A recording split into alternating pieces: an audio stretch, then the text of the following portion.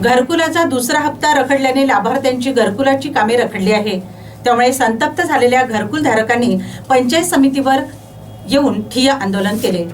यवतमाळ जिल्ह्यात विविध योजना अंतर्गत मंजूर झालेल्या घरकुलांच्या लाभार्थ्यांना पहिला हप्ता म्हणून 15,000 रुपये देऊन घर बांधणी सुरू करण्याच्या सूचना देण्यात आल्या होत्या।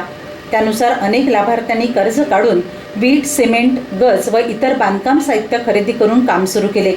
मात्र पहिल्या हप्त्यानंतर पुढील निधी न मिळाल्याने घरकुलधारक आर्थिक संकटात सापडले आहेत। दुसरा हप्ता तातडीने मंजूर करून घरकुलधारकांना निधी द्यावा या मागणीसाठी घरकुलधारकांसह शिवसेना पक्षाच्या शिवसैनिकांनी यवतमाळ पंचायत समितीसमोर ठिय्या आंदोलन सुरू केले। जोपर्यंत रखडलेले हप्ते मिळत नाही तोपर्यंत आंदोलन सुरू ठेवण्याचा इशारा देत प्रशासनाने त्वरित दखल घ्यावी अशी मागणी आंदोलकांनी यावेळी केली। घरकुल की 1,30,000 घर होते का बाबा? रेती महाग आहे, गिट्टी महाग आहे, सिमेंट महाग आहे। आता थोडंसं घर आलं टिना नाही भेटत ना तेवढ्या पैशात। कारण इतकाले दिवस झाले घर बांधून आहे, नाही का पैसे नाही आले। मग कसं करा? आता बरसात आला, आता 2-2.5 एकर जमीन आहे तर त्या जमिनीने लावाव का घर बांधाव का कसं करायचं? नाही आता घर येते ते वाढून बी नाही देत। 1,20,000 घर होते का बाबा? आमच्या म्हाताऱ्या माणसं संडास येते म्हणते तर संडास बी नाही येऊ देत। त्या खात्यात येते या खात्यात येते म्हणून हे लोक सांगते।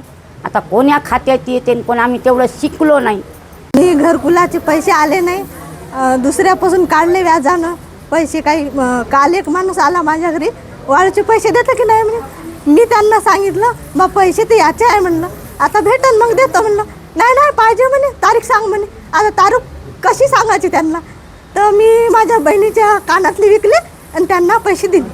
मग आता हे गावात हिंडले तर घर बांधासाठी, मग आता घर बांधासाठी हिंडले, आता चेक जाते बा म्हणून आपण दुसऱ्याकडून समजा पैसे काढून बांधले तर ते लोक कसे राहणार माझ्या घरी?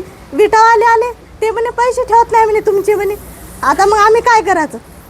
दुसऱ्याच्या घरी सिमेंट आहे, आम्ही दुसऱ्याच्या घरी राहायला आहोत तिथं। ते लोक काल म्हणे मला बाई पसारा उचल म्हणे, असे बोलू लागले। मी म्हणलं 2 दिवस थांबा म्हणलं, चेक येते टिनं टाकतो बा मी, मग नंतर उचलीन बा म्हणलं, असं सांगितलं त्या लोकांना मी। किती रुपयाचं घरकुल तुम्हाला मिळालेलं होतं? 15,000चा चेक आला, बाकीचे हप्ते एकही नाही आला।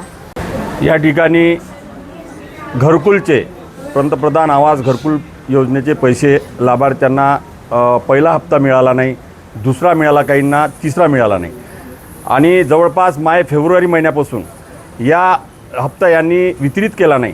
म्हणून या ठिकाणी आम्ही यांना विनंती केली होती आणि त्याच्यानंतर आम्ही निवेदन दिलं का जर समजा तुम्ही 8 तारखेला जर यांच्या खात्यात पैसे टाकले नाही तर आम्ही आज रोजी त्या ठिकाणी त्यांना राहायची व्यवस्था नाही, त्यांनी पर्यायी कसे तरी टिनं टाकून तिथं राहत आहे आणि यांच्या सांगण्यावरूनच, याच प्रशासनाच्या सांगण्यावरून त्यांना घरकुलात तुम्ही बांधा नाही तर आम्ही तुमच्यावर कारवाई करू असं या लोकांना सांगून घरकुल बांधण्यासाठी त्यांना तयार केलं। आणि जवळचे पैसे लावून आणि याचे 15,000 ह्या ठिकाणी जोता बांधल्याच्या नंतर ह्या साईडला हे लोक राहत आहे। कोणाचं लेंटर लेवलला आलं आणि कोणाच्या घरावर टिनं नाही, अशा परिस्थितीत आज बरसात सुरू झाली आणि यांना राहायला जागा नाही।